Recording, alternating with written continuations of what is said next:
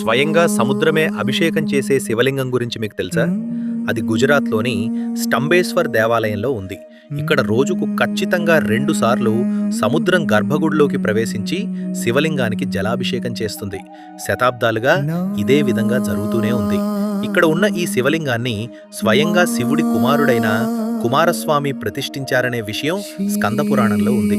కుమారస్వామి తారకాసురుని సంహరించిన తర్వాత తీవ్రమైన పశ్చాత్తాపంతో నిండిపోయాడు. ఎందుకంటే తారకాసురుడు కూడా శివునికి గొప్ప భక్తుడే. ఆ మనోవేదన నుంచి కుమారస్వామిని విముక్తి చేయడానికి విష్ణు భగవానుడు ఒక పవిత్ర స్థలంలో శివలింగాన్ని ప్రతిష్ఠించి మహాశివుడిని ఆరాధించమని చెప్తాడు. ఆ పవిత్ర స్థలమే మహీనది. అరేబియా సముద్రం కలిసే ఈ ప్రాంతం. ప్రతిరోజు అలలు ఎగసి వచ్చి ఆలయపు మెట్లను గర్భగుడిని ముంచి అక్కడ ఉన్న శివలింగానికి జలాభిషేకం చేస్తాయి. అందుకే దీనిని అదృశ్య దేవాలయం, గాయబ్ మందిర్ అని కూడా పిలుస్తారు.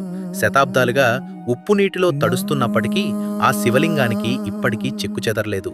కుమారస్వామి పశ్చాత్తాపం, మహావిష్ణువు మార్గదర్శకం, మహాదేవుని కరుణ ఇవన్నీ కలిసిన ఆలయమిది. ప్రతిరోజు సముద్రపు అలలు తగ్గగానే వేల సంఖ్యలో భక్తులు వెళ్లి స్వామివారి దర్శనం చేసుకుంటారు. మీరేమనుకుంటున్నారు? ఇది శివుడి లీల?